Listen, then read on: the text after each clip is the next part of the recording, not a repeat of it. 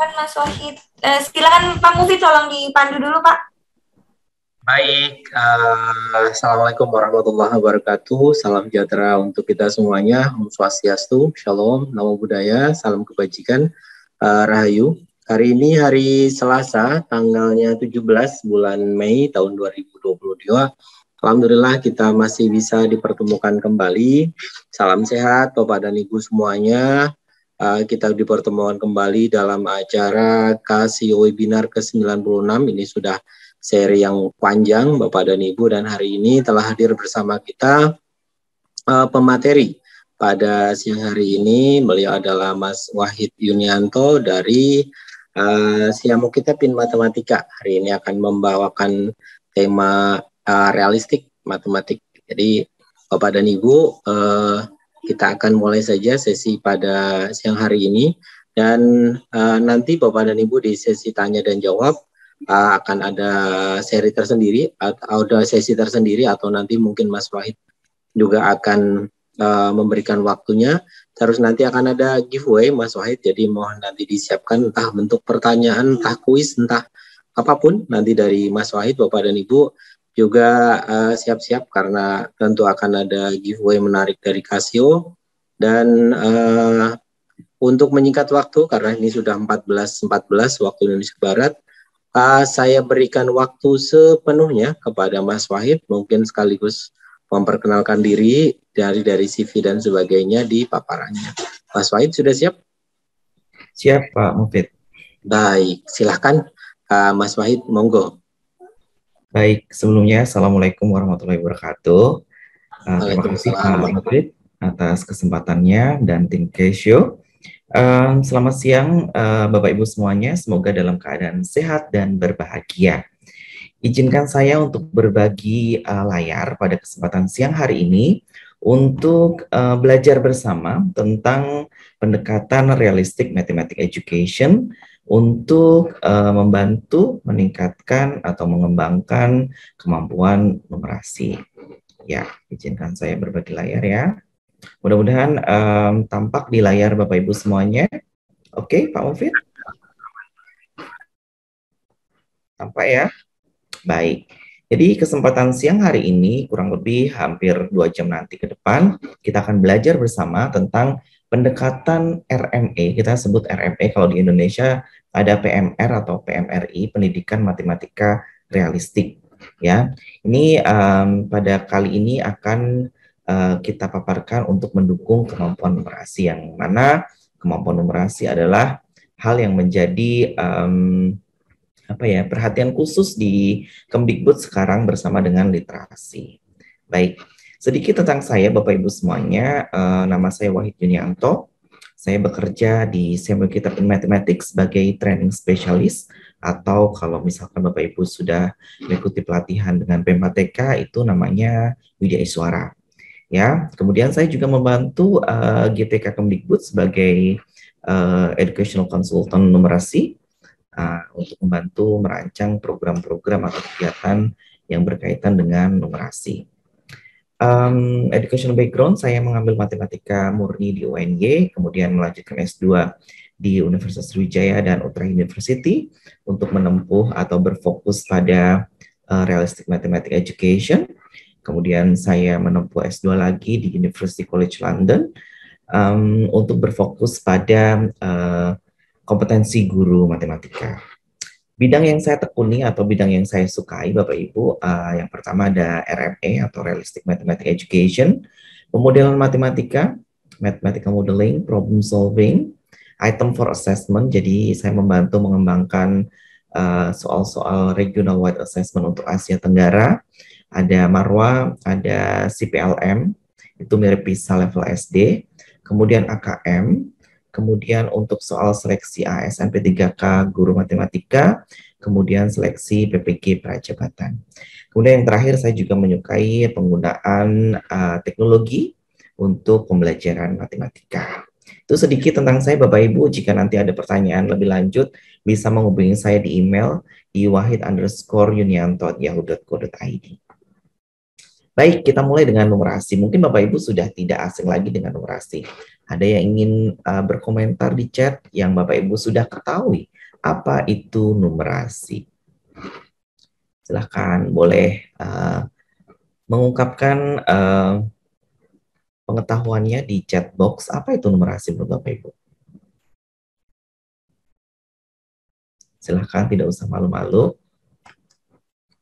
Numerasi, menurut Bapak Ibu numerasi apa? Ini sudah hampir 2 tahun ya mungkin di Indonesia sejak pandemi ya, numerasi itu kita galakkan.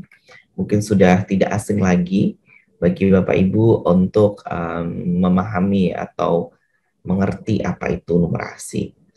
Baik, jadi numerasi kita lihat dulu sejarahnya. Oke. Jadi adakah perbedaan antara numerasi dan matematika? Jadi numerasi versus matematika. Apakah mereka sama atau mereka berbeda atau mereka saling melengkapi atau mereka tumpang tindih? Baik, jadi ada beberapa pandangan yang melihat numerasi itu kaitannya dengan matematika. Yang pertama, numerasi itu terpisah atau berbeda dengan matematika. N itu lingkarannya merah, M itu matematika, biru, terpisah nih ya Bapak Ibu ya. Kemudian ada yang mengakunya sama, nomor 2. Numerasi sama dengan matematika. Kemudian ada yang beririsan, numerasi beririsan dengan matematika. Ada bagian yang beririsan. Oke, kemudian nomor 4 ada yang mengatakan numerasi itu bagian dari matematika. Jadi yang lebih luas adalah matematikanya. Kemudian ada yang menganggap matematika itu bagian dari numerasi. Nah, menurut Bapak Ibu, pandangan Bapak Ibu semuanya, yang mana? 1, 2, 3, 4. Silahkan, boleh sekali langsung memberikan tanggapannya di chat box. 1, atau 2, atau 3, atau 4. Silahkan. Silahkan, Bapak Ibu. 4, baik. Ada lagi? Adakah yang berbeda atau sama dengan 4?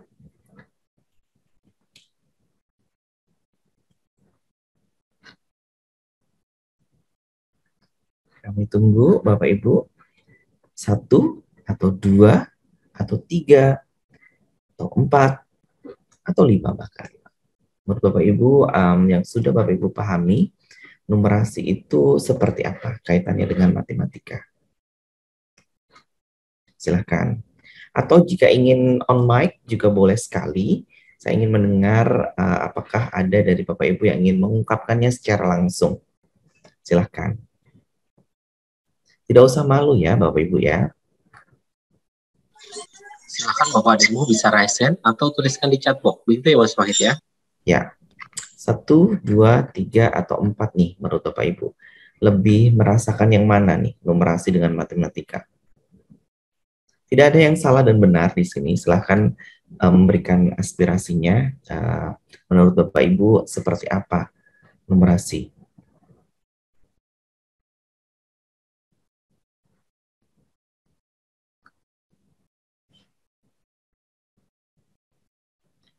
Ada yang sudah menuliskan 4 lagi ya.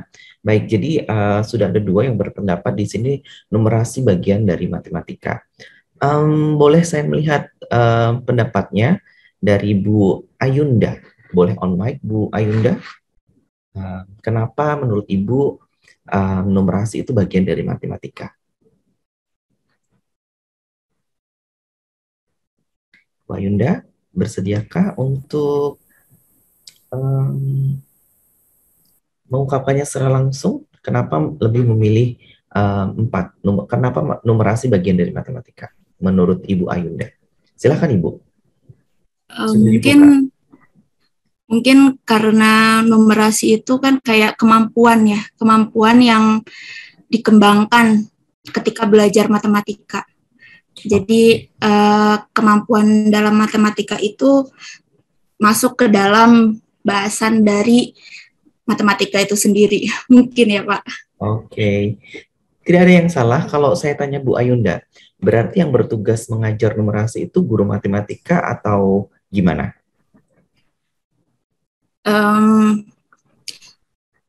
Kayaknya sih seperti itu sih. Karena kan kalau misalnya dalam belajar matematika itu kan harus bukan hanya tentang ilmunya, tapi juga mengembangkan berbagai kemampuan atau keterampilan gitu ya. Jadi sebaiknya pembelajaran ya memang seperti itu. Jadi itu peran guru yang harus memfasilitasi bahwa pembelajaran itu perlu banget mengembangkan berbagai kemampuan, salah satunya numerasi.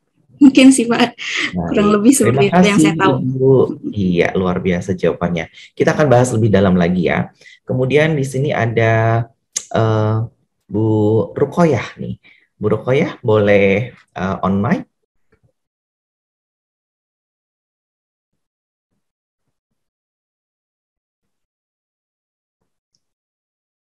Halo Ibu. Bu Rukoyah. Ya Pak. Silahkan Ibu. Kalau Ibu milih yang nomor berapa nih Bu? Menurut saya sih numerasi itu ada dalam matematika. Ya, berarti yang nomor 4 juga ya? Ya. Oke, kalau dari pendapat Ibu di chat itu kan numerasi adalah kemampuan matematika untuk menyelesaikan masalah matematis dalam kehidupan sehari-hari, begitu ya? Maka dari itu Ibu lebih memilih nomor 4 ya? Iya. Baik, terima kasih Bu Rukoyah. Ada Pak Rahmat Hidayat nih, agak sedikit berbeda. Halo Pak Rahmat, boleh on mic?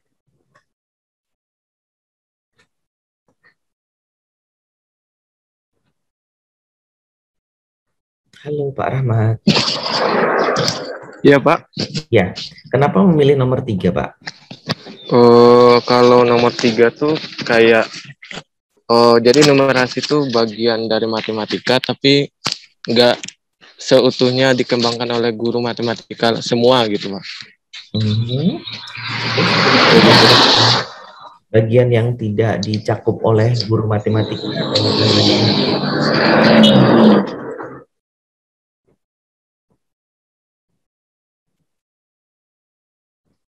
Halo? Mungkin sedang di jalan ya. Baik, tidak ada yang salah untuk melihat matematika dan numerasi. Itu memang ada 5 pandangan seperti ini. Terserah Bapak Ibu lebih nyaman yang mana untuk melihat numerasi itu. Ya, baik. Tapi yang jelas definisi numerasi akan kita bahas lebih lanjut di slide selanjutnya, yaitu ada numerasi, ada quantitative literacy, ada mathematical literacy. Semuanya berhubungan, bahkan itu bisa dibilang nama lain ya. Bisa dibilang nama lain atau ya branding nama lah ya. Nama lain dari numerasi atau mathematical literacy. Nah, nama muncul istilah numerasi ini pertama kali muncul itu di Inggris Bapak Ibu ya. Jadi ada dokumen namanya Cochrane Report, itu di tahun 59. Itu istilah itu muncul, numerasi ya. Nah, di sana muncul numerate. Numerate itu didefinisikan adalah sebuah kata untuk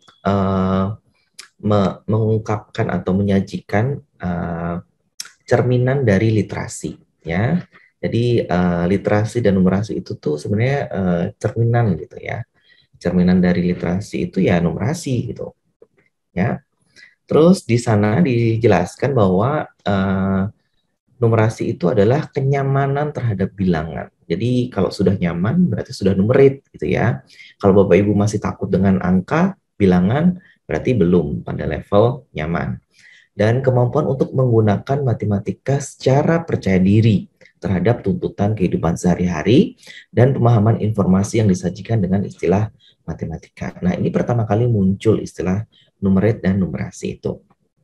Nah, namun seiring perkembangan waktu di kamus gitu ya, kalau Bapak Ibu lihat di kamus, itu pengertian atau definisi dari numerasi itu menyempit gitu.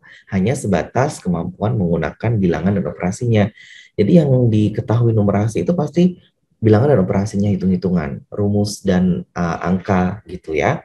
Itu yang kesini dipahami seperti itu gitu. Padahal istilahnya kan tadi luas ya, nyaman terhadap bilangan, terus kemudian percaya diri menggunakan matematika untuk tuntutan kehidupan sehari-hari. Dan di sini menyempit. Nah, itu sudah jauh menyempitnya pemahaman tentang numerasi.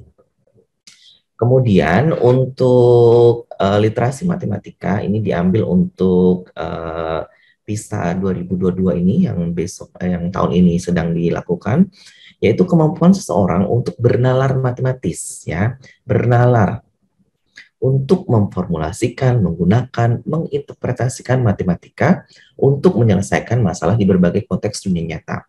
Jadi di sini ada kata kunci konteks dunia nyata juga, gitu ya. Itu pengertian dari literasi matematika. Kalau saya lihat tidak jauh berbeda istilahnya dengan numerasi. Memang di PISA OECD ini istilah numerasi itu lebih dipilih dibandingkan menggunakan istilah numerasi.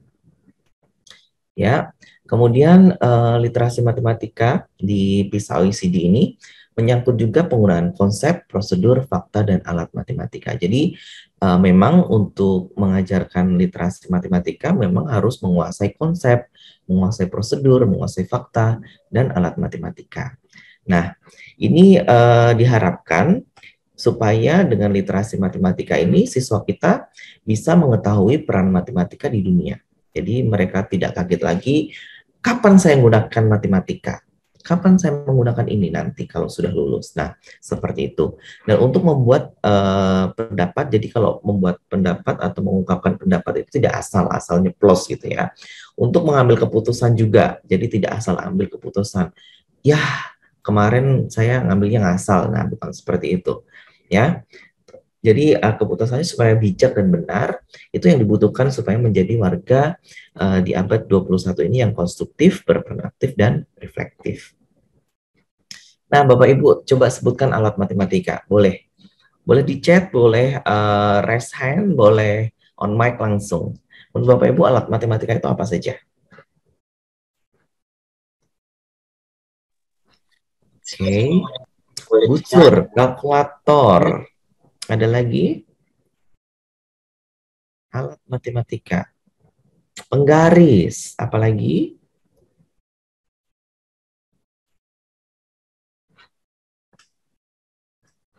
Ada lagi menurut sempoa, ada lagi? Ada sempoa muncul lagi? Ada lagi menurut Bapak Ibu alat matematika itu apa?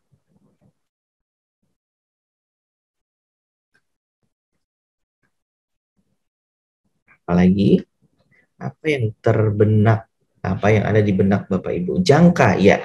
Ada jangka, ada busur, penggaris, kalkulator itu masuk dari alat matematika. Bahkan di PISA itu yang berbasis komputer itu ada beberapa soal yang akan muncul pop-up atau alat kalkulator. Jadi kalkulator boleh digunakan untuk mengerjakan soal assessment internasional. Ya, di AKM memang belum, tapi dulu di AKSI sudah muncul, ya, Bapak Ibu. Jadi kalkulator ini sudah dibolehkan untuk assessment. Jadi tidak usah ragu lagi, Bapak Ibu, jika nanti supaya siswa kita nggak kaget, biasakan juga di pembelajaran. Nanti muncul pop-up kalkulator tidak tahu cara menggunakannya, akan menghambat waktu mengerjakan juga, ya. Nah, ini beberapa hal yang kita anggap sebagai alat matematika. Ada kalkulator, ada busur, ada juga jam, ya, ada stopwatch, itu juga termasuk alat matematika, ya. Dan masih ada beberapa alat matematika lainnya. Dan di PISA atau di literasi matematika di PISA memang menggunakan pemodelan matematika. Jadi karena soal-soalnya kontekstual untuk menyelesaikan masalah sehari-hari atau di kehidupan nyata, maka persoalannya diambil dari suatu permasalahan nyata, ya, real situation and problem.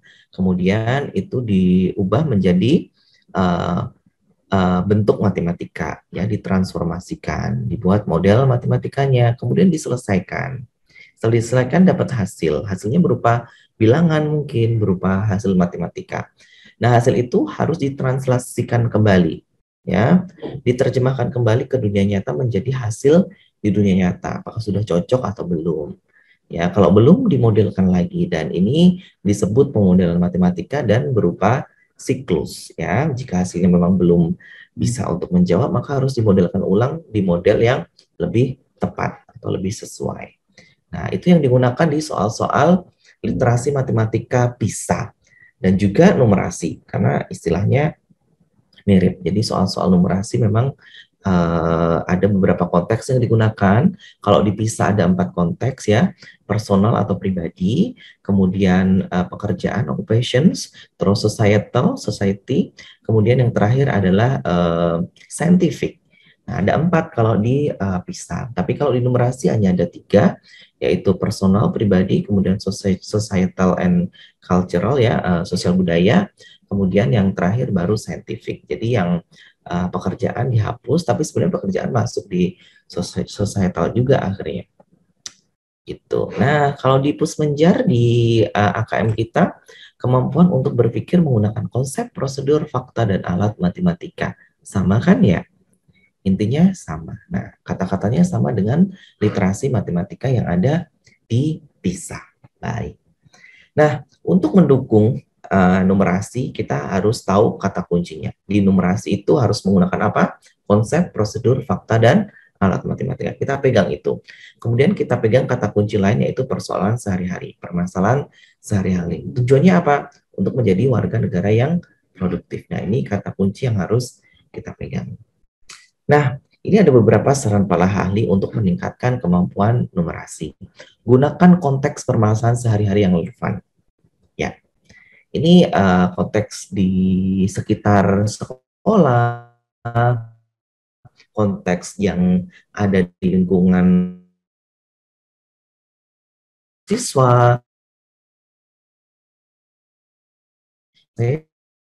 Jangan konteks dari bayangan siswa, konteks yang dapat dibayangkan, tapi akan lebih gampang masuk atau gampang mengena kalau misalkan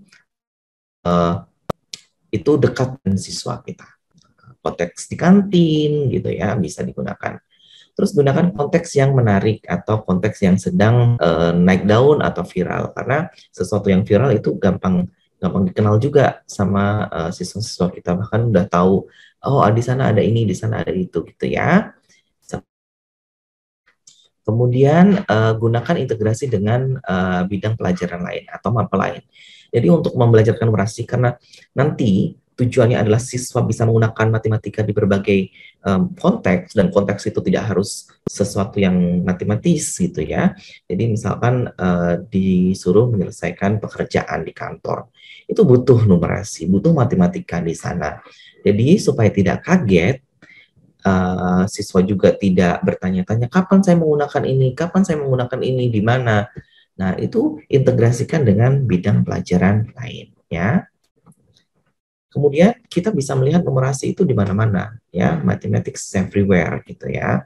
Di toko, di koran kita akan dapat menemukan grafik, terus bagan ya, ada tabel itu di koran banyak, di ATM itu ada, di pasar ya, di tempat kerja saat Bapak Ibu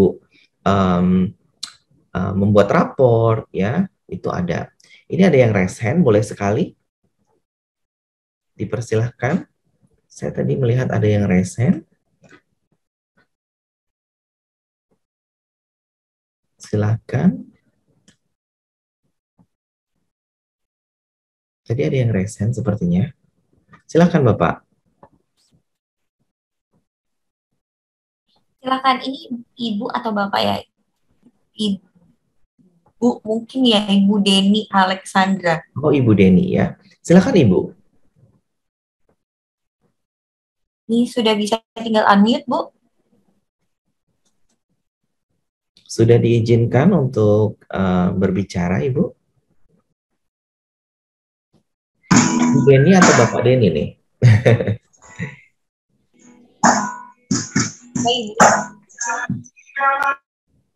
Oke-nya kepencet deh, Mas. Oke, baik. Nanti jika ada pertanyaan, silakan saja Bapak Ibu ya untuk raise hand jika ingin langsung menyela atau bertanya. Baik. Suara saya masih jelas, mudah-mudahan saya akan lanjutkan. Jadi bagaimana kita meningkatkan numerasi?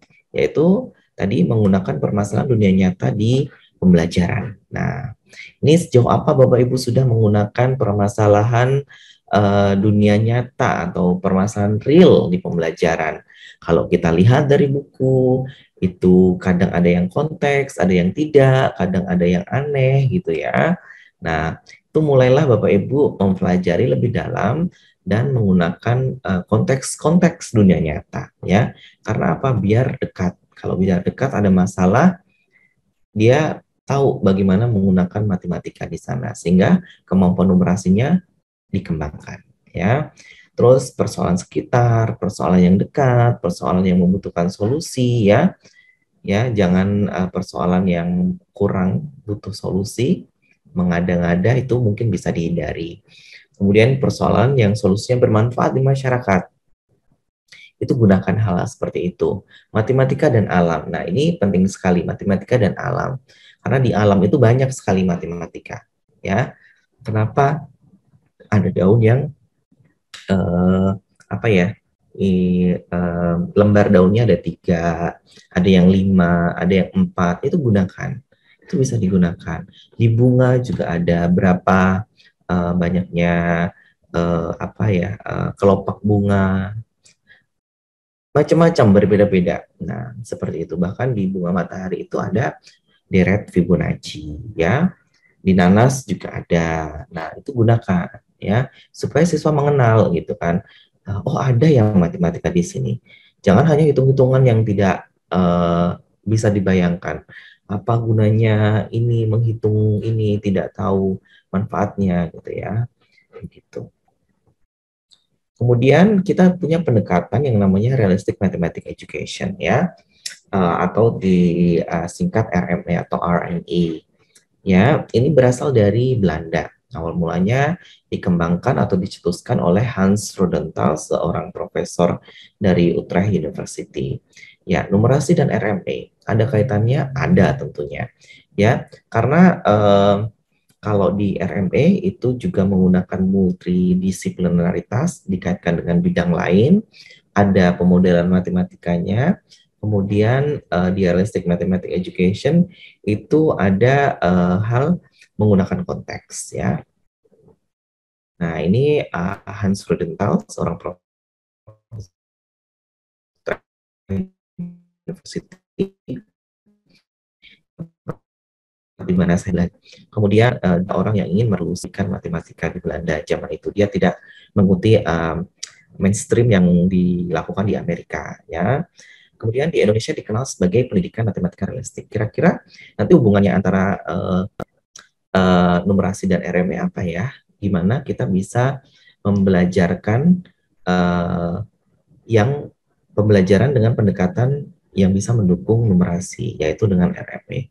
Nah, di RME kita punya ciri khas. Ciri khasnya adalah mengkonstruksi matematika dari masalah dunia nyata. Nah, ini sangat relevan sekali dengan pengertian dari numerasi tadi ya. Numerasi kan memang untuk menyelesaikan masalah dunia nyata pada akhirnya.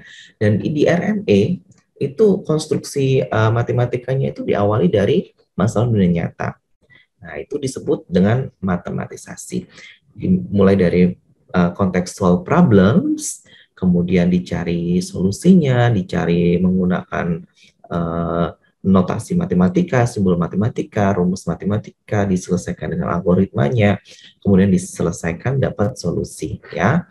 Itu alur dari RME ya, dari konteks ya, penggunaan konteks, siswa aktif ya. Jadi kontribusinya dari siswa.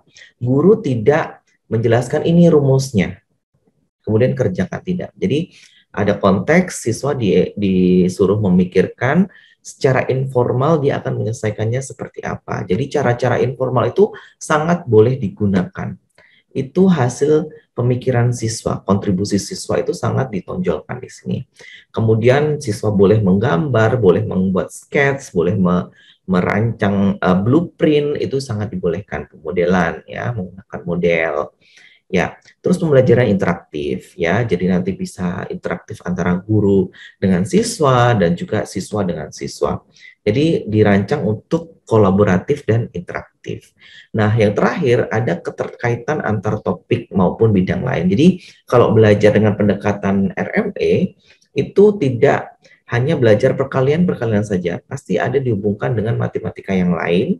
Jadi sehingga siswa terbiasa ada koneksi, ya, intertwinement, ya. Jadi tidak belajar itu kayak matematika terus habis ini terus belajar baru, terus belajar baru. Jadi ada kaitannya antar matematika maupun bidang lain, boleh dihubungkan dengan sains, IPA, boleh dihubungkan dengan fisika, biologi, kimia, dan lain-lain. Itu boleh banget. Dengan seni juga bisa, dengan olahraga juga bisa. Kita akan bahas nanti di belakang. Nah, jadi misalkan ini yang sederhana di SD ya, model of, model for. Jadi pertama ada konteks menggunakan roti tawar gitu. Roti tawar bentuknya seperti apa? Oh, bentuknya seperti ini. Nah, ada konteks yang harus dipermasalahkan. Jadi misalkan ingin berbagi kue tawar ya. Roti tawarnya akan dibelah menjadi dua orang, dibagi dua. Gimana cara mereka membagi? Siswa boleh saja membaginya secara vertikal seperti ini. Horizontal juga boleh, dengan diagonal boleh. Nah, sama-sama dapat dua bagian yang sama, ya enggak? Nah, itu sangat diperbolehkan di RME. Kemudian berubahlah menjadi sesuatu yang berupa gambar, ya, diberi kertas origami atau kertas berbentuk persegi atau persegi panjang, disuruh mereka menggunting-gunting, ya. Kemudian kalau bisa digunting kan bisa ditumpuk sama apa tidak besarnya, luasnya, ya, itu berhubungan dengan luas. Nah, kalau ada siswa yang mengguntingnya diagonal, kemudian ditanya berapa menurut kamu luas bentuk ini, kita sebut ini segitiga, menurut kamu luasnya berapa? Nah, mereka akan bisa menemukan bahwa luasnya ya setengah dari persegi atau persegi panjang ini. Nah, luasnya persegi panjang kan sisi kali sisi atau disebut alas kali tinggi. Itulah alas kali tinggi dibagi 2. Dulu saat di pelajaran luas segitiga, anak-anak hafalin luas segitiga adalah setengah alas kali tinggi atau alas kali tinggi dibagi 2. Oke, sampai di sini ada pertanyaan Bapak Ibu, boleh raise hand.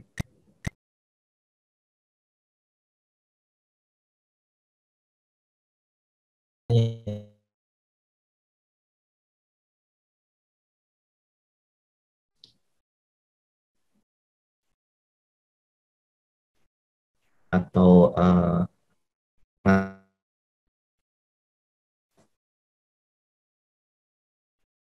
Halo Mas Wahid. ya kan, atau di konfirmasi mungkin, ya. Oke, udah. Tadi sedikit putus-putus Mas.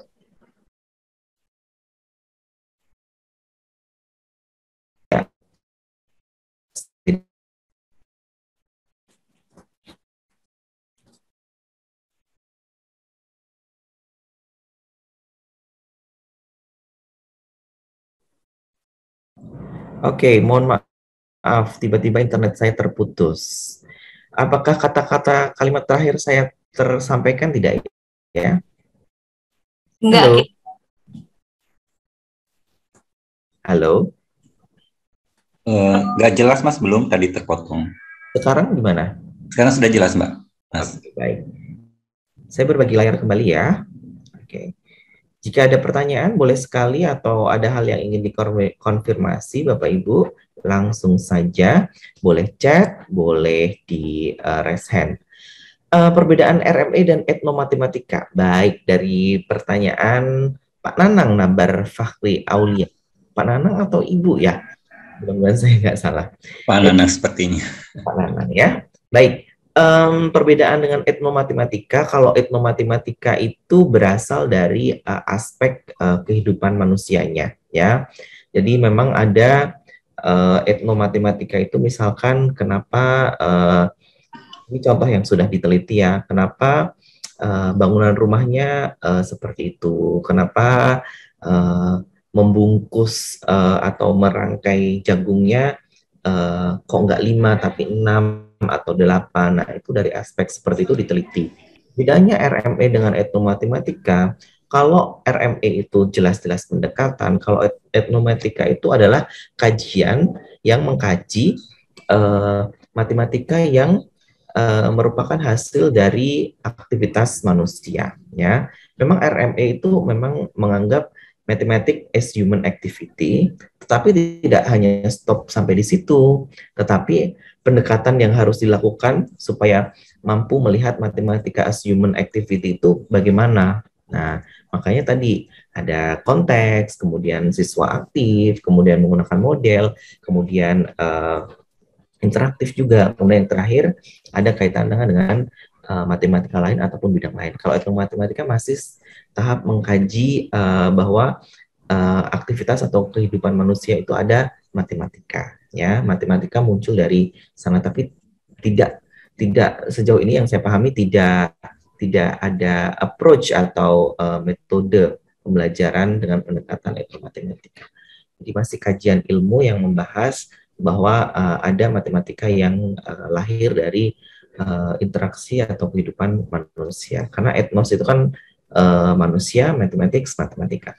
Ya, seperti itu.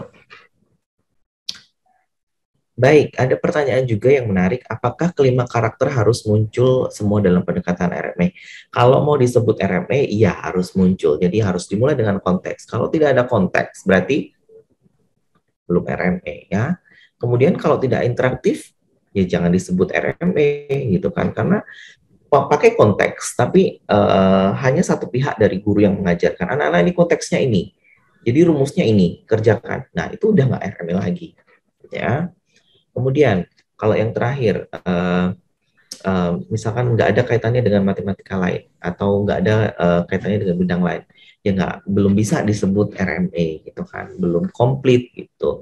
Cobalah sebisa mungkin mendekati untuk komplit semuanya, ya, karena itu penting sekali. Kalau tidak interaktif juga tidak bagus, tidak menggunakan model apalagi itu hal yang penting juga. Ada lagi pertanyaan Bapak Ibu? Silahkan,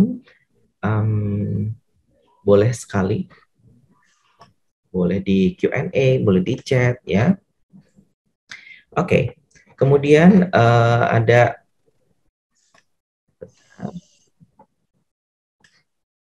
misalkan berkaitan dengan biologi ya, pertumbuhan makhluk hidup ya. Makhluk hidup kan tumbuh ya. Jadi kalau tumbuh tuh bisa tumbuh tingginya, bisa tambah beratnya. Nah, itu salah satu ciri makhluk hidup tumbuh ya. Nah, itu bisa kita gunakan sebagai konteks ya. Dulu tinggimu segitu enggak? Dulu tinggimu berapa? Sekarang tinggimu berapa? Gitu kan. Diukur. Nah, di sini penggunaan alat matematika muncul ya. Kira-kira alat matematika yang bisa kita gunakan apa? Secara informal kita bisa menggunakan tali. Secara informal kita bisa menandainya di tembok ya, tanpa ada bilangan atau angkanya ya. Itu boleh sekali. Jadi tingginya naik apa enggak. Nah, kalau mau lebih formal ya nanti muncul namanya pitameter, muncul penggaris. Nah, butuh alat-alat yang lebih baku ya.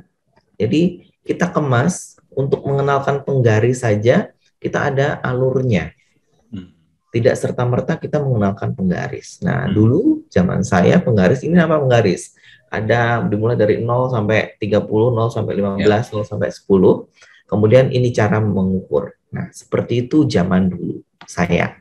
Nah, kalau dengan pendekatan RMA, kenapa butuh sebuah penggaris? Ya karena ada suatu permasalahan konteks ya. Bisa pengukuran denah tanah, itu bisa dijadikan konteks. Tinggi badan, itu bisa dijadikan konteks ya. Karena kalau misalkan tidak diukur dengan tepat, ya akan gimana ya di kartu posyandu itu ya, karena grafik pertumbuhannya harus berada di hijau, jangan sampai di merah ya. Seperti itu ya. Jadi penting sekali kenapa perlu diukur. Nah, untuk mengukur alat apa yang bisa kita gunakan. Nah, makanya dipicu dari sana, hanya untuk mengenalkan penggaris dan cara menggunakannya ya. Ini kalau di RMA juga mengadaptasi dari pemodelan matematika juga. Jadi ada permasalahan di dunia nyata, kemudian diselesaikan di dalam dunia matematika, hasilnya ditransformasikan kembali ke dunia nyata, hasilnya sudah sesuai atau belum, kalau belum dimodelkan ulang. Makanya ini adalah siklik atau berulang, bersiklus.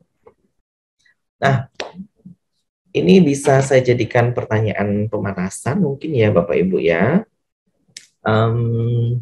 Kira-kira tinggi monster atau makhluk yang bisa memakai sepatu boot ini dengan pas berapa? Silahkan. Saya berikan waktu 5 menit.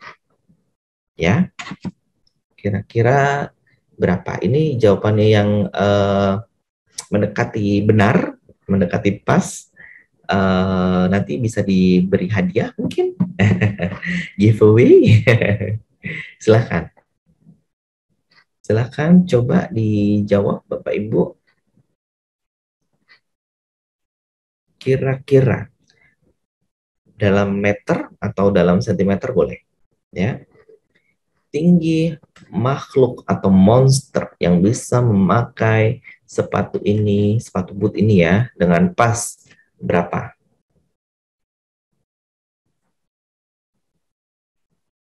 Silahkan diketikkan boleh.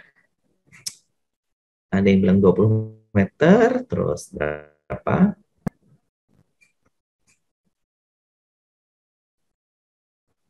Ada lagi yang lain? Ayo Bapak Ibu, mau giveaway nggak? 5, kalau ini jadiin meter, desi, 57 meter ini Pak Zuhri. 25 meter Pak Hasan. Ada lagi? Ayo, supaya dapat giveaway.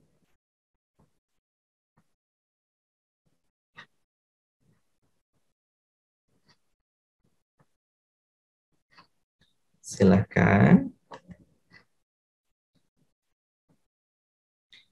5 menit ya, saya tunggu 5 menit Bapak Ibu untuk menggali kira-kira makhluk atau monster tingginya berapa yang bisa memakai sepatu boot ini dengan pas. Maksudnya tidak kekecilan ya, ataupun tidak longgar.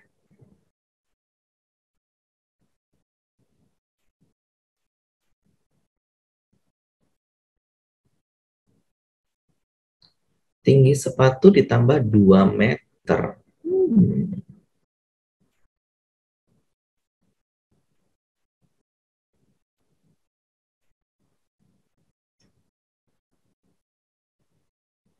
Tinggi sepatunya berapa Bu Rokoyah?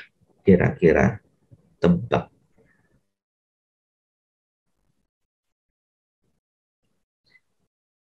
Coba gunakan apa yang ada di foto ini. Itu ada sesuatu yang bisa membantu Bapak Ibu. Gunakan hal informasi yang ada di foto. Silakan. Ini beneran nggak mau dapat giveaway. Giveaway-nya apa nih ya? Sesuatu yang menarik pastinya. Ada merchandise-nya Casio, Mas. Wow, nah silakan nih Bapak Ibu nih. Yang belum punya atau ingin mendapatkan merchandise-nya Casio, boleh jawab. Masih ada 3 menit. Kayaknya lagi pada mikir nih apa ya. Iya, ya saya beri waktu masih ada 3 menit. Pak Hasan 5 meter, oke. Tadi 25 jadi 5 meter. Pak Rahmat 4 meter, oke.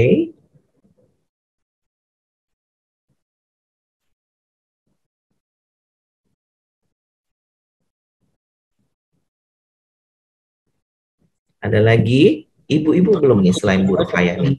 Ruqayyah nih. Yang lain mana nih? Tidak usah takut loh Bapak Ibu. Tidak apa-apa, salah belajar. Nah di RME itu diberi gimana? Petunjuknya ada di gambar ya? Petunjuknya ada di gambar. Jadi semuanya ada di gambar. Informasinya ada di gambar. Gunakan informasi itu. Gunakan ya informasi itu dengan baik. Pak Nanang menjawab 8 meter. Kita nanti akan coba siapa yang mendekati jawaban yang benar.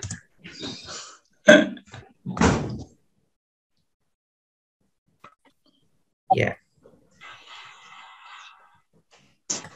Ada yang menjawab 15 meter, Pak Zuhri. Berubah pikiran. Wah. Betul. Menarik. Silahkan dicoret-coret boleh. Di kertas atau di mana gitu ya. Pakai kalkulator boleh. Ya kan? Silahkan. Masih ada 2 menit nih. Yang mendekati siapa ya? Giveaway-nya ada berapa nih, Mbak Pinta? 1 dulu boleh, Mas. 1 dulu ya. Baik. Masih ada 2 menit, Bapak Ibu. Saya tunggu sampai pukul 15. Tinggi monster yang bisa memakai sepatu ini dengan pas. Pak Bu Rufayah berubah pikiran jadi 6,5 sekarang. Oke. Tadi hanya informasi tambah 2 meter saja. Sekarang jadi 6,5 meter.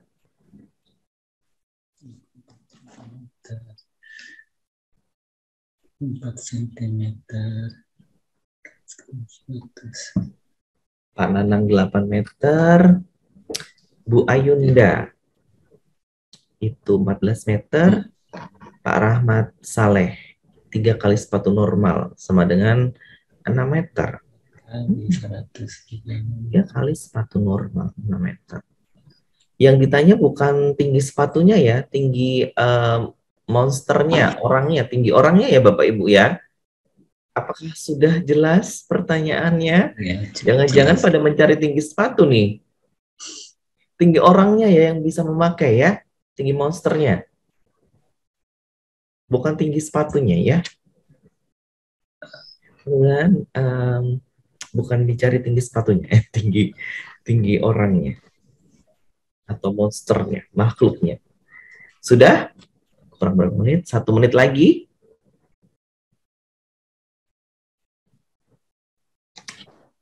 Konteksnya kontribusi modal terkaitan. 1 menit lagi. Iya, tempat saya sudah pukul 15.00. Mudah-mudahan sama. Baik, saya pakai annotation ya untuk mencoret-coret. Oke, coba ya. Saya akan coret-coret. Nah.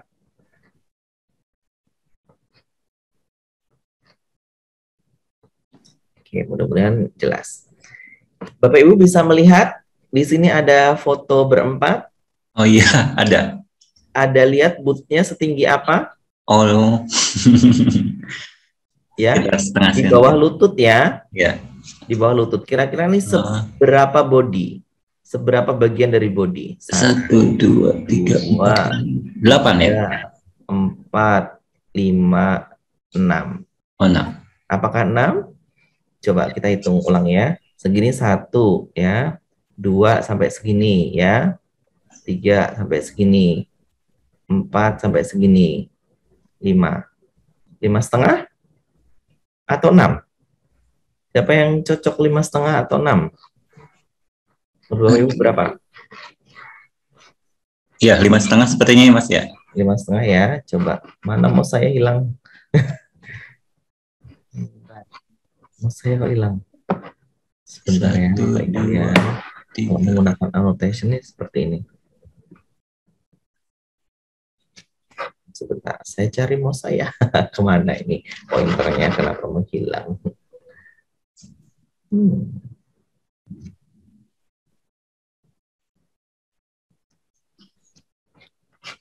Ini kalau menggunakan annotation nih, ribetnya saya ribet. Oke deh. Sebentar, saya kembalikan ke pointer dulu.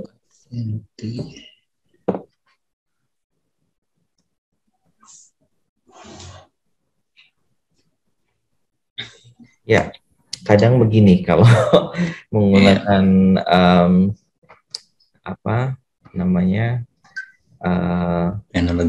annotation kadang hilang sedikit. Okay. Jadi 5,5 ya, let's say 5,5 bagian body ya, 5,5 body, ya enggak?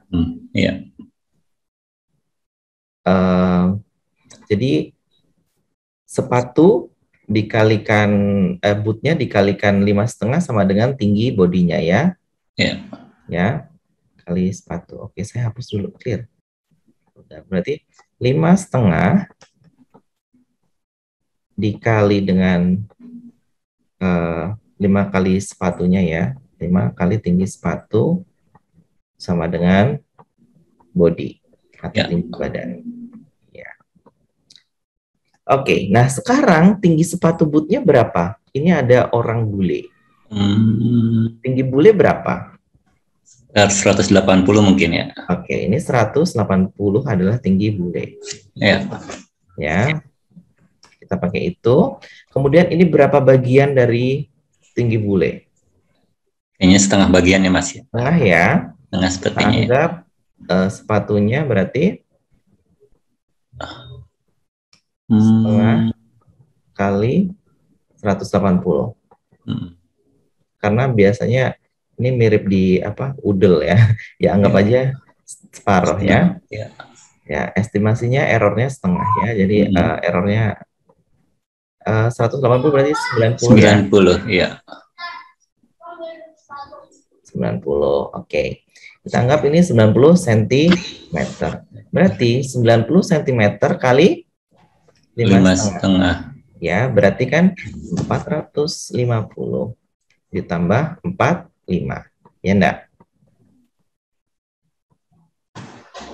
5, 9, 4 cm. Oh, 4,95. Yang mendekati 5 siapa? Kita lihat jawabannya. Yang mendekati 5. Saya balikan ke mouse dulu. Ada tadi. Ada Pak Muhammad Hazan Ainul Yakin. Mana Pak Hasan? Pak Hasan? Halo, Bapak. Halo? Pak Hasan masih ada? Halo Pak Hasan. Ya, halo. Halo Pak. Selamat Bapak, jawabannya mendekati. Bapak jawabannya 5 dan ini jawaban yang kita selesaikan 4,95 cm. Nah, boleh tahu tidak Pak, tadi cara Bapak mengerjakan? Kalau saya tadi memperkirakan seperti ini. Jadi saya tidak melihat ya orang yang ada di sini, tapi saya perkirakan dengan sepatu boot seperti itu kalau pada diri saya sendiri. Nah, kemudian kalau saya bandingkan sepatu boot dengan saya yang kebetulan tingginya 160-an, perkiraannya itu sekitar 1/5 dari badan saya. Nah, perkiraan yang ini, sedangkan tinggi sepatu boot di sini itu saya perkirakan mendekati 1 cm. Sehingga kalau dikalikan dengan 5, maka hasilnya adalah 5 meter. Oke, ya. Dengan cara yang ini ya, jadi memperkirakan dulu ini dianggap 100 meter tinggi sepatu bootnya gitu kan. Berarti orangnya ini dianggap 200 ya. 200 lebih tingginya. Bulenya dianggap tinggi sekali ya ini ya. Baik, terima kasih Pak. Saya sebutnya Pak Hasan ya. Iya, baik. Selamat ya Bapak ya. Nanti tim Kasio yang akan menghubungi Bapak ya. Terima kasih. Baik, saya akan hapus dulu annotation-nya. Baik, itu soal kontekstual yang pertama. Jadi matematika estimasi itu tuh boleh-boleh saja karena tidak harus selalu eksak, tidak harus pas gitu. Nah, ini kemampuan yang harus ditonjolkan ya dengan pembelajaran RME. Ya, saya ingin bertanya kira-kira jika biasanya kalau saya sesi tatap muka gitu ya secara offline itu biasanya saya suruh gambar mereka. Kira-kira disuruh atau siswa peserta diminta membuat denah sketsa sebuah tenda yang bisa memuat 4 orang atau 4 siswa. Kira-kira seperti apa? Di chat bisa mengirim foto kan ya? Boleh. Giveaway-nya masih berapa? Tunggu nanti aja. Jadi Satu ini lagi, ada. Mas, bisa satu lagi. Oke, nanti kita keep, nanti ada lagi pertanyaan. Jadi ini adalah satu persoalan Bapak Ibu yang kontekstual. Biasanya kalau kita mengajarkan bangun ruang, biasanya ini prisma, ini limas, ini bentuk ruang gabungan, inilah jaring-jaringnya. Seperti itu dikasih tahu. Nah, kalau ini tidak, ini pembelajaran, siswa diminta membayangkan sebuah tenda, tendanya muat 4 orang. Kira-kira bentuk dan ukurannya seperti apa kalau mau dibuat sketsa atau dibuat dari sebuah kain gitu ya, kira-kira bagaimana. Nah, ini diberikan di kelas 4 SD di Singapura. Nah, ini ada yang membuatnya dengan tipe piramid ya, dia menggunakan alas 3 dan 3. Ini dengan kemiringan segitiganya 3, tingginya 2 meter. Jadi di sini ke sini 2 meter ya, tinggi tendanya 2 meter. Nah, itu hasil karya siswa. Jadi siswa memodelkan sendiri, tidak dikasih tahu. Jadi biarkan dia berimajinasi, pengen tenda seperti apa, ya, ukurannya seperti apa. Ada juga siswa yang lebih cerdas, lebih menarik ya. Ada yang menggunakan digambarlah itu orangnya tidur ya. ZZZ ini orang sedang tidur ya. Jadi digambar posisi tidurnya seperti ini ya. Posisi tidur seperti ini, jadi dia benar-benar memperhatikan tinggi ukuran orang yang akan tidur. Ini kan ada jeda antar kaki dan kepala, ada jeda antar kaki dan kepala, ya. Kemudian yang di ini tingginya sama-sama 2 ya. Kemudian yang di sini dia dibuat tidurnya berjejer. Ini kalau ini berjejernya benar-benar kepala samping kepala, ya. Itu dibuat seperti ini, ya. Kemudian ada yang juga membuatnya tidak berupa piramid tapi berupa kubah. Nah, dia membuatnya agak rumit seperti ini. Tapi tidak masalah, kan kreasinya siswa. Maka dari itu penggunaan model dan kontribusi siswa sangat ditonjolkan di RME. Bayangkan jika kita hanya diberitahu ini jaring-jaring, ini volumenya begini. Itu akan bingung kalau misalkan nanti di soal AKM atau di soal PISA diberi soal seperti ini, ya. Kemudian kalau sudah sekolahnya punya fasilitas teknologi, berikan fasilitas teknologi seperti software ini ya, Tinkercad. Jadi bisa membuat gambar-gambar geometri, bangun ruang seperti ini ya, bisa mereka lakukan ya. Oke. Kemudian persoalan atau permasalahan yang viral itu seperti apa? Permasalahan yang ada di nasional yang viral apa? Itu Bapak Ibu bisa cari. Contohnya kalau misalkan kemarin di masa pandemi yang masih tetap viral dan pasti tahu, nggak ada deh yang nggak kenal dengan COVID-19. Ada yang belum tahu COVID-19 itu apa? Pasti tahu semua ya. Jadi masker, hand sanitizer, ya, sabun ya, bukan sabu ya ini ya, sabun, PPKM, PSBB, penutupan jalan. Nah, itu adalah hal yang kita kenal karena viral ya, maksudnya hampir semua orang akan tahu karena sering diberitakan ya, sampai bosan mendengarnya. Dulu awal-awal kita langka masker, awal-awal langka hand sanitizer ya. Itu bikin panik juga ya waktu itu. Terus ada PPKM, PSBB, penutupan jalan ya. Sempat seperti itu kan dulu ya. Nah, membuat masker ya, silahkan membuat maskermu sendiri. Diminta membuat masker polanya. Di kertas dulu ya, mendesain pola masker ya. Ini kan ada aspek pengukuran karena di numerasi di AKM itu kan ada domain geometri dan pengukuran ya. Itu pengukuran di sini. Ya, ukurannya berapa sentimeter, terus kemudian bentuknya mau yang seperti apa. Ya, karena ini simetris ya, bisa dibuat, ditempel, dijahit ya di bagian ini, makanya cukup buat satu pola karena pola satunya akan ditempel. Nah, tinggal dikasih tali di sini, kasih tali di sana, dijahit, jadilah masker.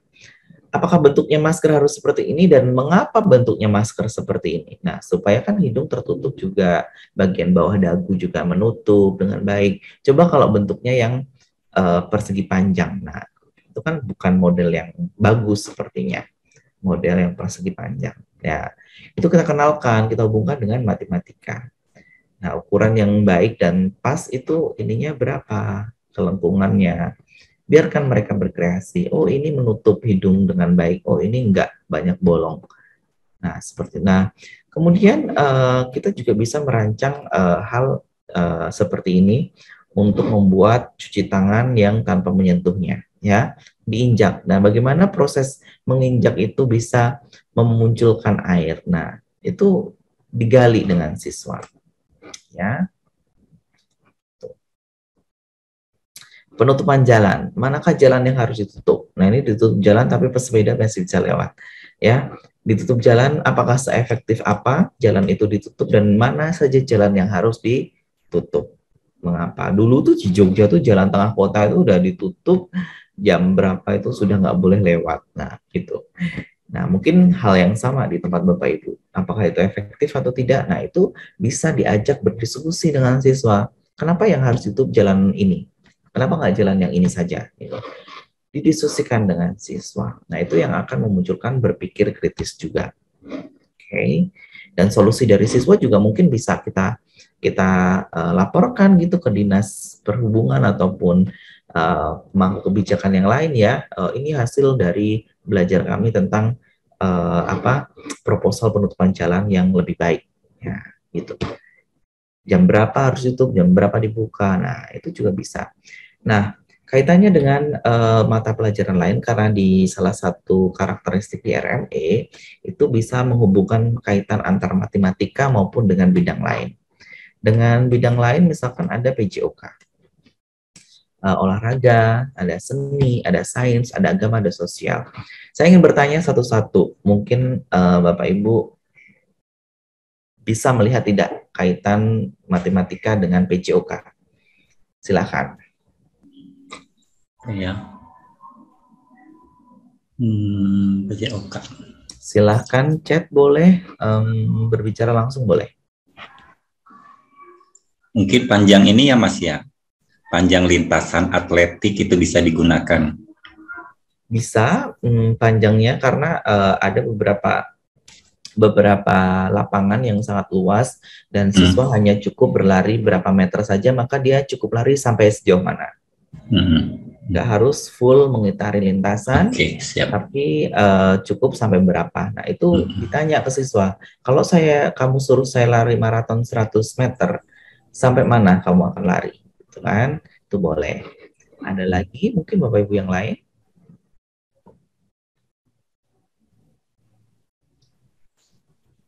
Tidak harus PJOK, yang seni mungkin bisa melihat yang seni, yang sains, yang agama, yang sosial, boleh juga. Silakan. Boleh chat, boleh juga raise hand. Silakan. Mungkin pernah mengajarkan kaitannya dengan seni, dengan sains, IPA, agama. Belum terbayang? Oke, kalau belum terbayang kita lanjut saja. Baik, mudah-mudahan nanti dapat gambaran dari presentasi selanjutnya. Nah, dari olahraga, kira-kira apa yang bisa Bapak Ibu tangkap dari gambar ini untuk mengkaitkan olahraga dengan matematika? Sudah saya bantu dengan gambar. Oke. Bisa sudut ya Mas ya? Sudut bisa juga, menendang itu kan ada kaitannya dengan sudut elevasi, supaya sampai di gawang itu tidak terlalu tinggi kan, nggak mungkin kan kita dengan sudut yang tinggi jadinya dia di atas gawang nggak masuk kan, kira-kira dia harus menendang dengan sudut berapa. Ada lagi?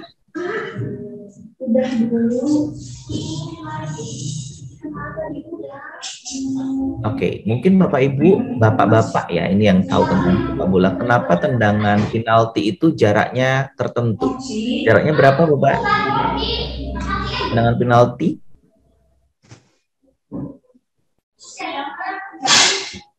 Berapa meter? 9 atau 10 meter? Pak Mufid nih yang biasa hobi bola nih.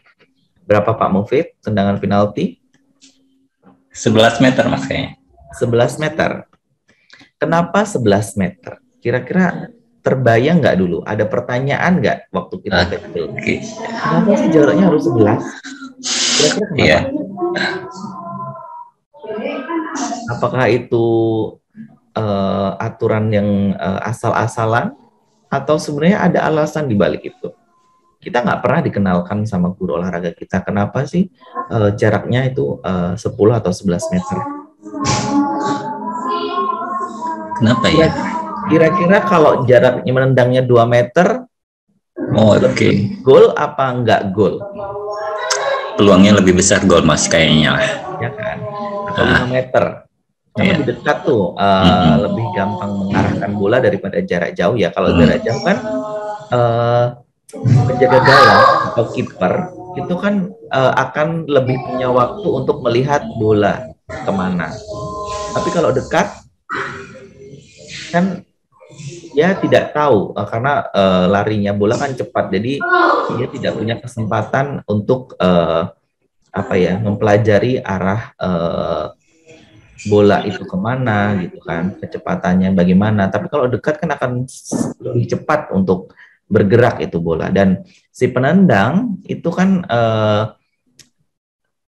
mengarahkan bolanya lebih lebih mudah daripada dari jarak jauh.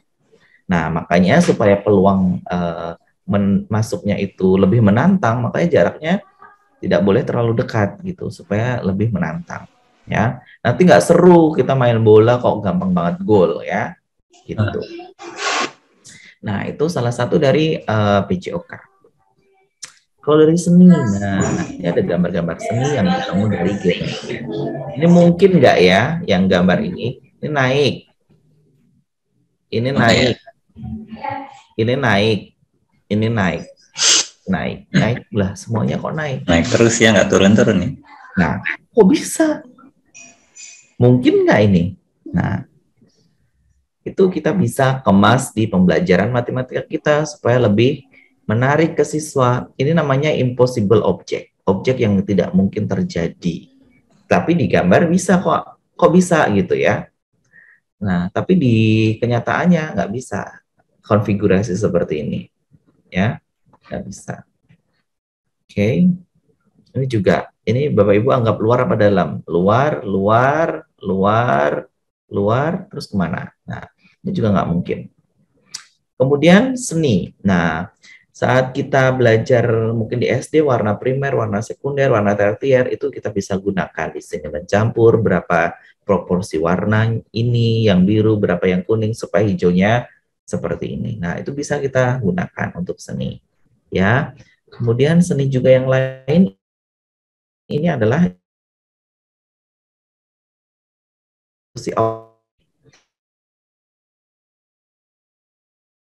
tetapi karena kotak hitam dan putihnya ini geser-geser sedikit,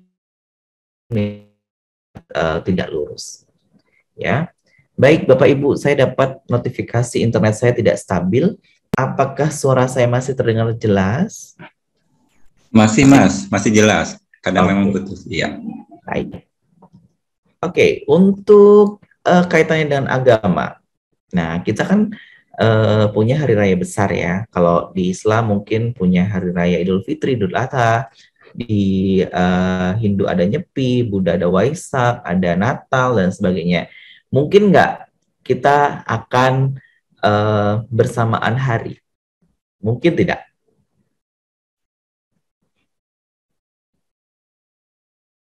Mungkin saja, tapi kapan? Nah, itu yang bisa kita tanyakan ke siswa. Itu salah satu contoh dari agama, ya. Kemudian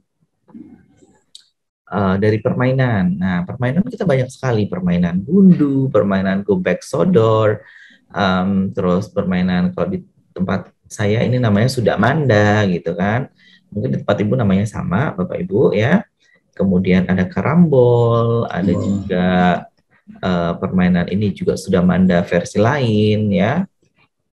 Kemudian Bapak Ibu juga menggunakan fabrik atau kain tradisional, itu ada polanya ya.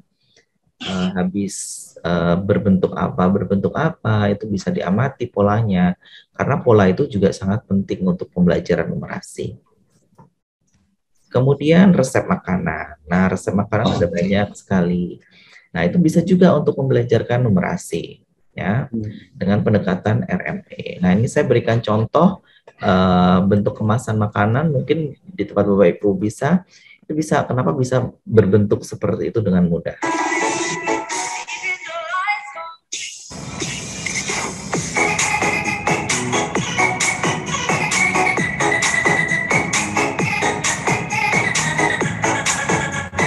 Nah, itu aspek geometri sangat kental di sana.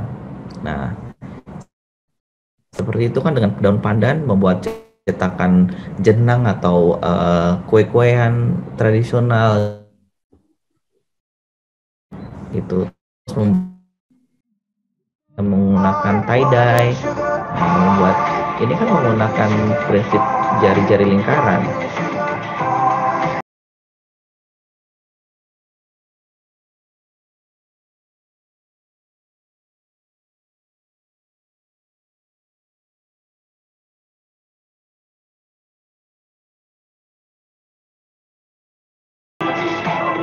Nah, yang warna pink ini kan menurut garis ya.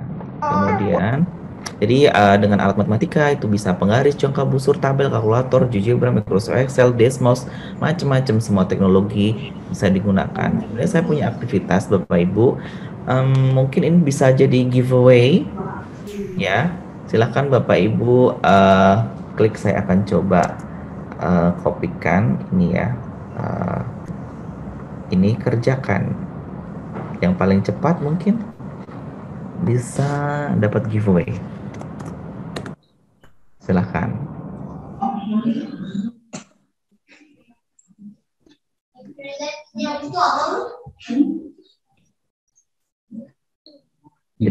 Tasnya penggaris rusak ya.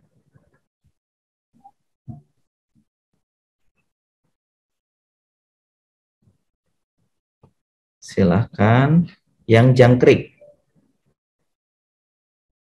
kira-kira panjang jangkriknya berapa? Yang paling cepat, silahkan.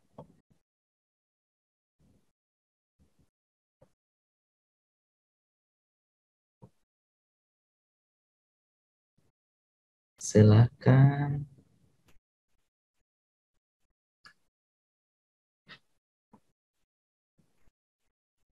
Apakah sudah pada memulai Bapak Ibu?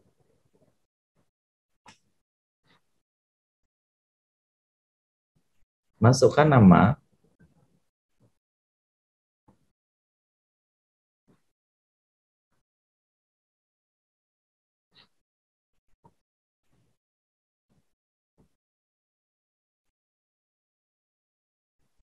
Sudah pada masuk?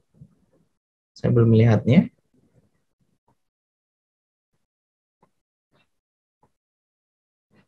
Jadi ini penggaris bisa digerak-gerakkan ya. Kira-kira ini penggarisnya rusak karena dimulai dari angka 9 dan berakhir di angka 16. Terus panjangnya berapa? Nah, ini bisa Bapak Ibu gunakan untuk pembelajaran dengan menggunakan alat matematika.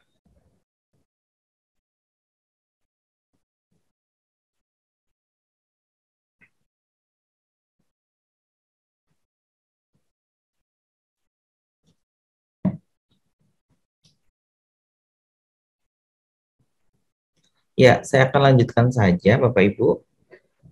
Jadi belum ada yang masuk sepertinya di sini. Ya, saya akan lanjutkan ke saya.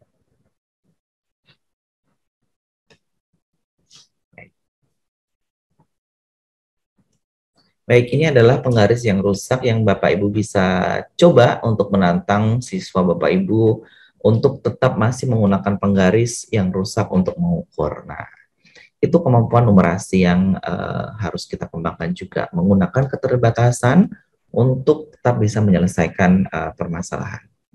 Kemudian jika Bapak Ibu sudah memiliki alat yang lebih canggih, misalkan ada pemrograman. Nah, itu bisa juga dikenalkan. Itu alat juga bisa untuk membantu berpikir siswa, misalkan supaya monster ini tidak tertabrak, maka dia harus lewat mana. Nah, di program, apakah dia mau kanan? Kalau kanan dia kena batu.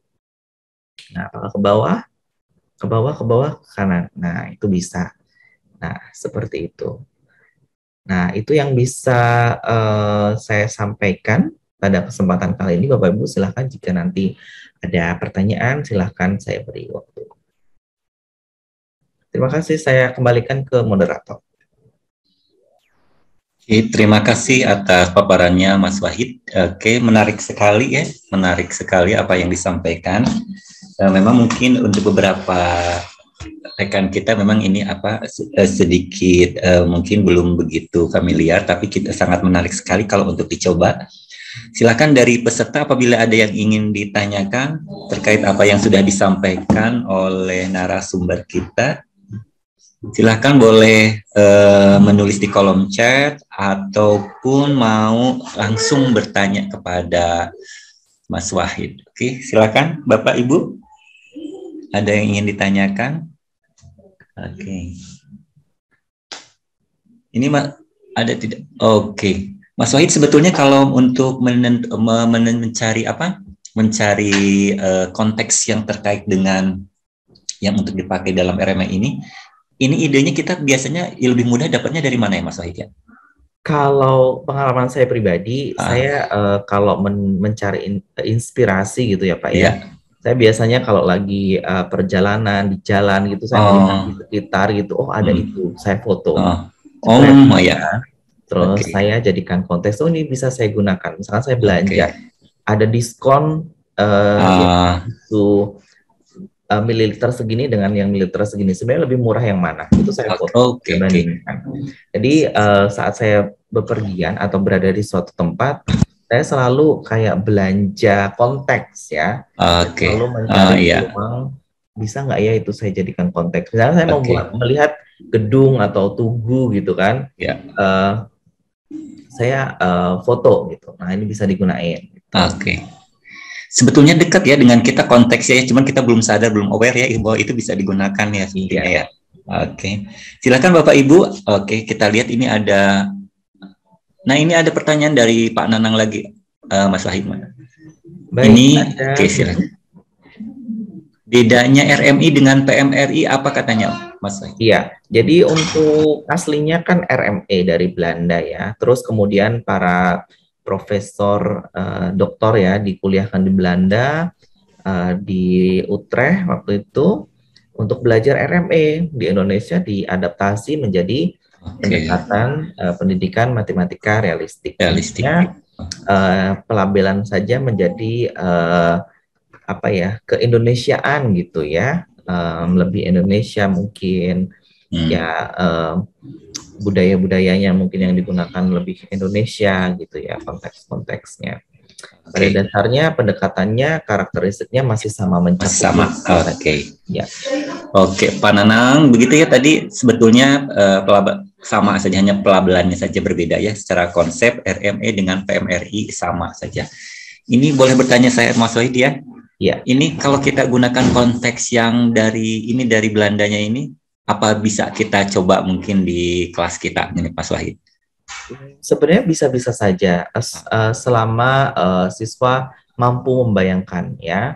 Kadang kalau misalkan kita pakai konteks bus Belanda kan, jadi itu kalau di bus sana itu kita turun di halte ini bayarnya berbeda dengan turun di halte depan.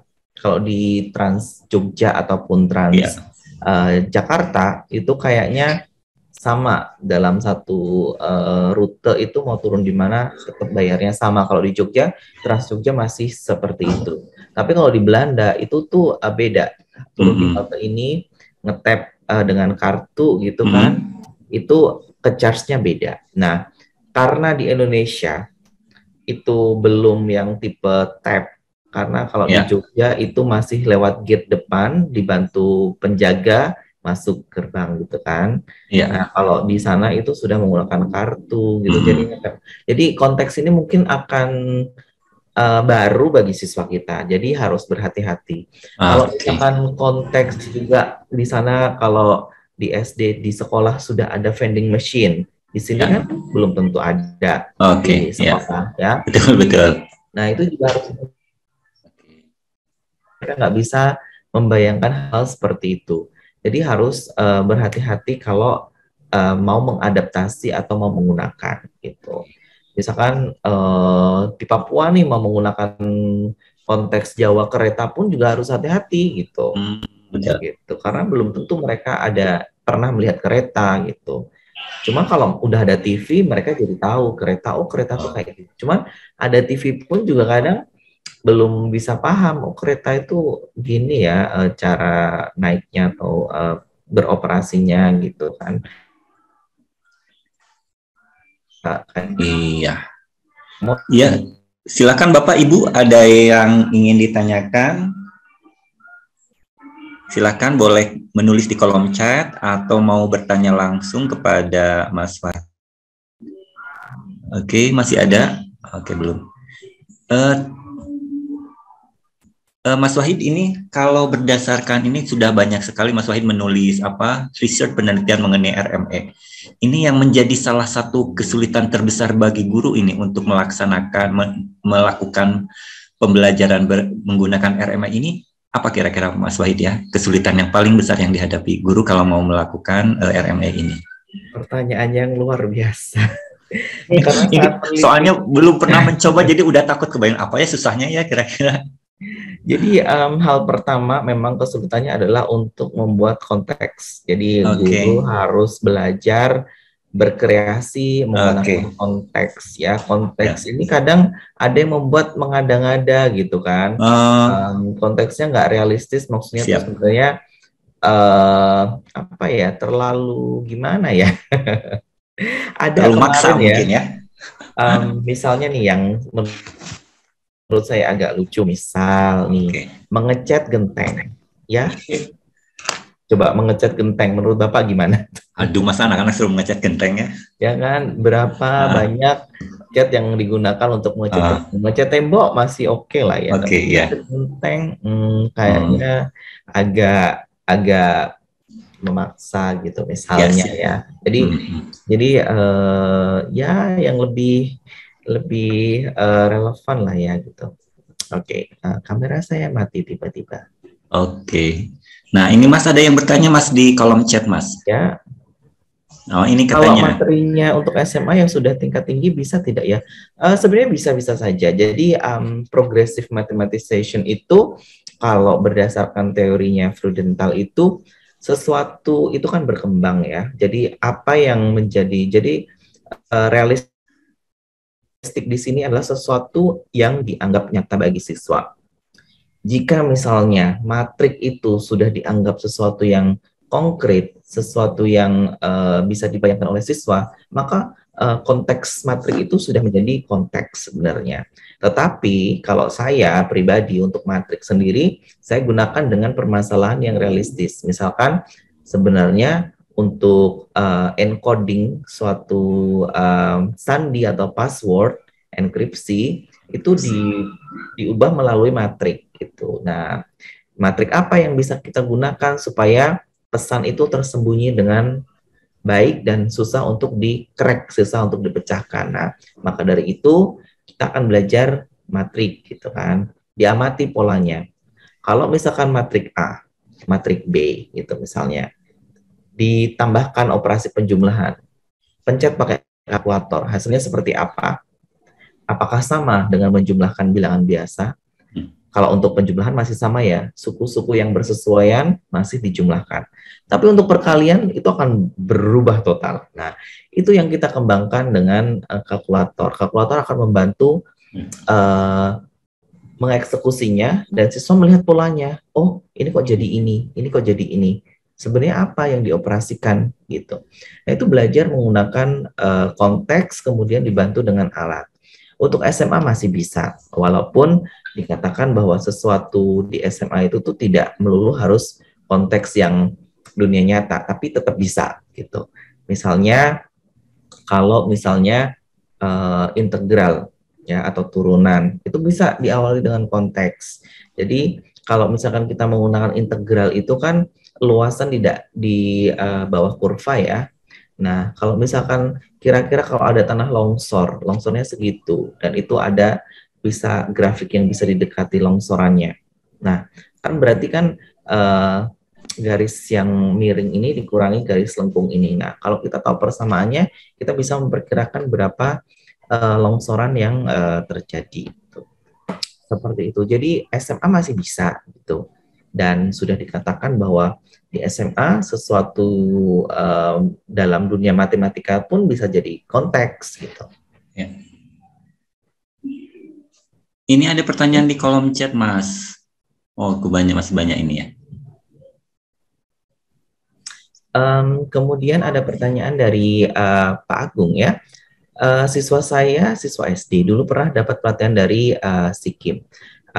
Bagaimana tipsnya menanamkan konsep RM ini kepada siswa? Karena saya mencoba menerapkan relasi matematik ini, namun siswa saya masih terjebak pada materi yang ada pada buku teks. Ya, karena sudah kebiasaan menggunakan buku teks, maka kadang kita kan ya supaya siswa bisa lepas dari apa dulu saja. Saya halo dengan di bawah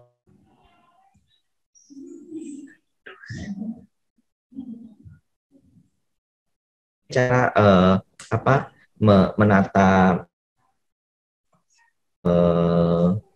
kasur supaya cepat dalam waktu kan kalau bekerja di hotel itu harus merapikan kasur atau mengganti spray hanya waktu segitu. Nah, Mas, suaranya putus-putus loh. Mas Wahid Mas Wahidnya hilang kayaknya sinyal. Aduh, hari ini banyak gangguan sinyal, sepertinya saya juga ada. Iya Pak, sini hujan soalnya. Oh, di sini belum hujan. Hujan deras banget di sini. Oke, mungkin nanti bisa sambung lagi. Mas Wahidnya hilang. Oke, Bapak Ibu silakan kalau ada pertanyaan silakan ditulis dulu, nanti ketika Mas Wahidnya masuk bisa langsung dibahas pertanyaannya. Oke.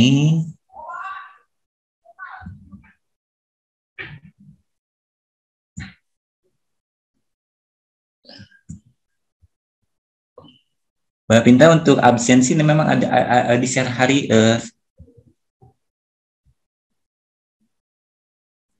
untuk absensi nanti kalau ada yang kesulitan di akhir sesi akan dijelaskan oleh Mbak Risa. Cara istilah absensi. Mas Wahidnya masuk lagi nih. Halo Mas Wahid.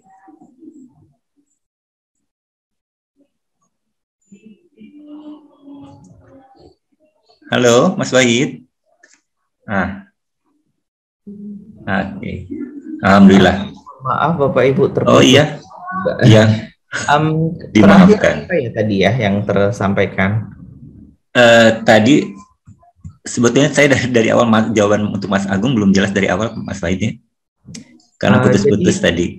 Jadi bisa dikemas dengan praktik di lapangan. Praktik di lapangan dibawa keluar sekolah, dengan instansi lain diajak kerjasama gitu kan. Dan Bapak Ibu juga harus mulai mengenal bahwa ada potensi matematika di pekerjaan itu gitu. Jadi dibawa ke sana terus suruh tanya, disuruh bertanya ke para praktisi-praktisi itu di hotel, di polisi, di tempat pembersih sampah, tempat parkir itu bisa, di kantin bisa, dibawa saja ke pasar.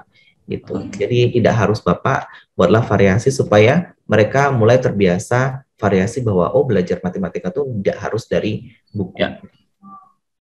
Itu.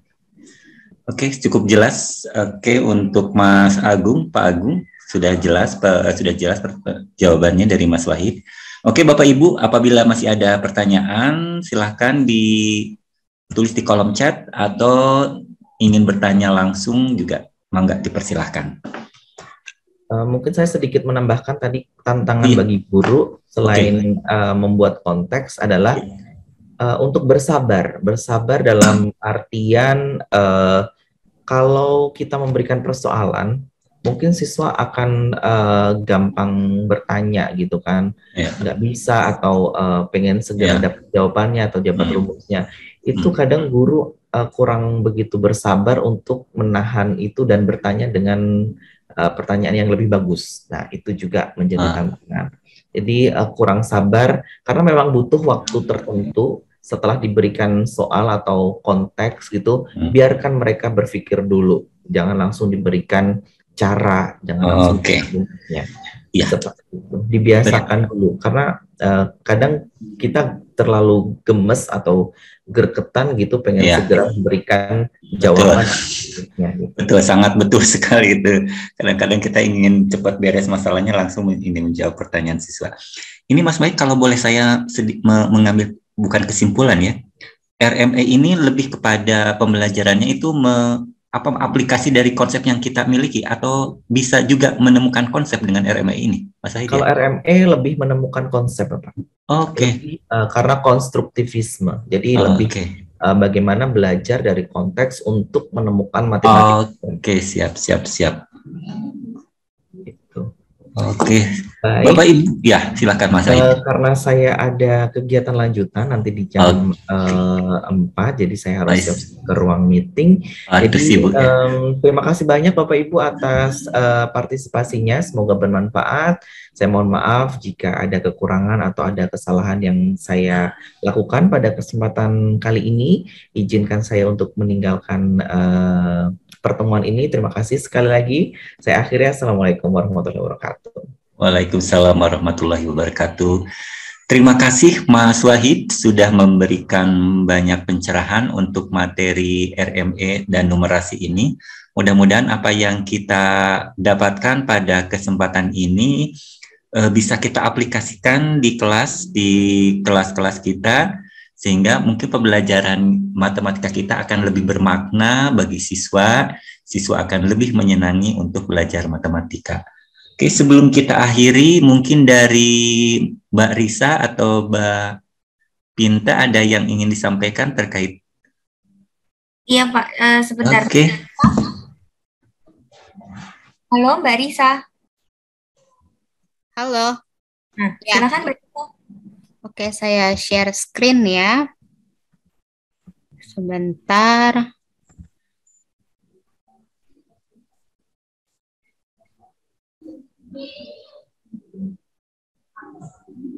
Jadi untuk Bapak Ibu yang tadi memiliki kesulitan untuk absensi dan cara generate sertifikat itu bisa nanti ditanyakan langsung ke Mbak Risa gitu ya. Iya. Silakan Mbak Risa. Oke Bapak Ibu, ini sudah terlihat? Sudah muncul. Oke, Bapak Ibu, saya izin sebentar. Nama saya Risa, saya perwakilan dari Casio Education Indonesia. Ingin menjelaskan mengenai Casio Teacher Member. Nah, mungkin Bapak Ibu beberapa juga sudah banyak yang tahu mengenai Casio Teacher Member. Nah, ini saya jelaskan singkat. Casio Teacher Member itu merupakan website dari salah satu program Casio khusus untuk guru-guru matematika atau peserta yang tertarik di bidang matematika dengan scientific calculator. Nah, untuk siapa saja yang dapat mendaftar, siapapun bisa mendaftar untuk Casio Teacher Member ini, dan website ini gratis. Kemudian untuk keuntungannya sendiri, sebentar, saya pindahkan panelnya dulu. Ini untuk keuntungannya sendiri, Bapak Ibu bisa mendapatkan buletin atau email mengenai pelatihan Casio atau webinar lainnya. Kemudian dapat mendownload atau share materi matematika dengan scientific calculator dengan member Casio Teacher di berbagai negara. Kemudian bisa download e-sertifikat. Jadi nanti setelah Bapak Ibu selesai dari webinar ini, kita akan mengirimkan evaluasi link, dan evaluasi link itu bisa untuk mendapatkan sertifikat dengan cara nanti mendownload e-sertifikatnya di website Casio Teacher Member. Nah, selain itu juga Bapak Ibu dapat mengikuti lomba Casio Teacher Competition setiap tahunnya. Yang tahun ini sudah close di bulan Maret kemarin. Nah, kemudian yang kelima, kita juga ada perpanjangan Casio emulator gratis setiap tahunnya. Nah, emulator sendiri ini merupakan seperti kayak scientific calculator yang bisa Bapak Ibu download dan tampilkan di layar komputer. Jadi Bapak Ibu lebih mudah untuk share screen dengan tampilan scientific calculator. Kemudian Bapak Ibu juga bisa mendapatkan harga spesial Casio ClassWiz atau ID Plus itu diskonnya hingga 40%. Jadi kurang lebih harganya itu di sekitar 200 ribuan gitu. Jadi Bapak Ibu bisa screenshot aja. Ini nomor telepon PIC kami. Nanti biasanya akan dikasih link diskon khususnya dan Bapak Ibu bisa beli via Shopee atau Tokopedia gitu. Nah, kemudian Nah, Bapak Ibu, ini menu utama Casio Teacher Member. Nah, Bapak Ibu kalau misalkan belum mempunyai membernya atau belum mempunyai akunnya, Bapak Ibu bisa login atau daftar akun aja di edumaterial.casiointel.com. Ini sama juga seperti Bapak Ibu untuk absensi gitu. Absensinya juga satu link dengan link portal anggota Casio Teacher Member ini. Nah, ini salah satu bentuknya di website kami. Kita ada pelatihan, poin Casio Teacher Member, kemudian ada bahan ajar, sertifikat, kemudian ada request emulator kode lisensi.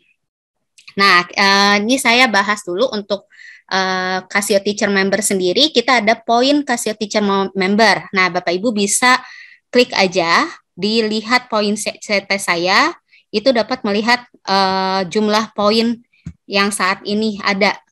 Cuman kan sekarang sudah close untuk lombanya, jadi mungkin bisa dikumpulkan lagi nanti di next kompetisinya. Nah, ini tampilan CT poinnya. Kemudian nih bagaimana cara mendapatkan CT poinnya, ada juga Bapak Ibu tinggal klik aja, ada di sebelumnya nih yang bagian apa itu CT poin. Kemudian di sini juga ada bahan ajar, jadi Bapak Ibu bakal akan ditampilkan ke bagian edu material. Nah, Bapak Ibu bisa mendownload berbagai macam atau mengupload tutorial scientific calculator atau mereview materi dalam page ini gitu. Nah, ini Bapak Ibu untuk sertifikatnya, Bapak Ibu bisa klik aja di sertifikat, tapi kliknya di bagian lihat sertifikat saya, nanti akan tampil seperti ini. Nanti tampilan page itu seperti ini dan Bapak Ibu bisa mendownload e-sertifikat setelah mengisi link kuesioner kami di akhir acara. Kemudian Bapak Ibu catatan untuk pengisian link evaluasi akan ada 2 kali tombol submit.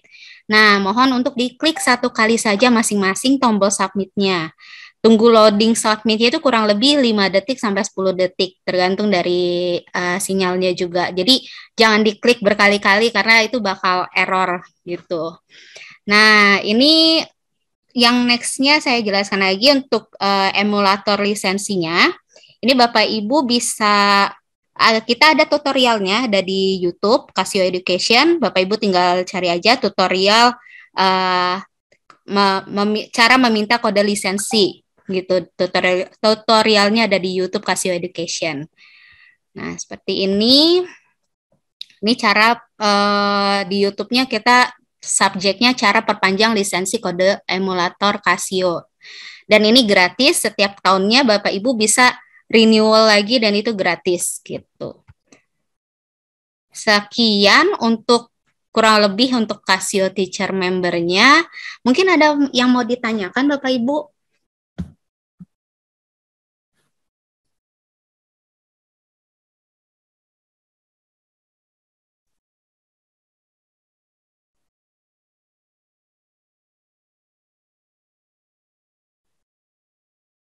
Tidak ada. Kalau tidak ada, saya serahkan lagi ke Mbak Pinta. Baik, terima kasih Mbak Risa. Ya, terima kasih. Oke, jadi Bapak Ibu nanti di akhir acara setelah menutup Zoom link-nya itu nanti akan langsung diarahkan ke link untuk mengisi evaluasi link dari kegiatan hari ini. Itu aja. Terima kasih Pak Saifuddin. Pak Zuhri silakan ditutup Pak. Oke, terima kasih Mbak Pinta dan Mbak Risa atas penjelasannya. Oke, silakan Bapak Ibu yang sudah mengikuti webinar kali ini, silakan untuk melengkapi di web Casio-nya. Nanti Bapak Ibu bisa langsung mendapatkan sertifikatnya seperti yang sudah dijelaskan oleh Mbak Risa.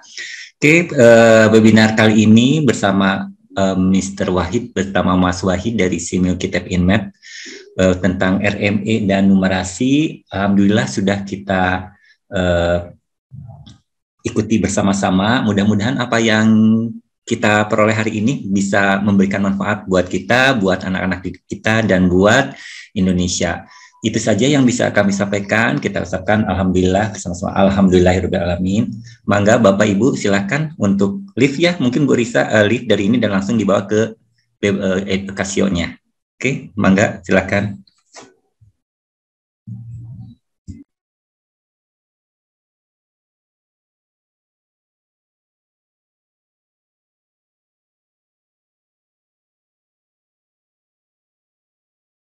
Terima kasih Bapak Ibu, saya tutup ruang linknya ya. Terima kasih.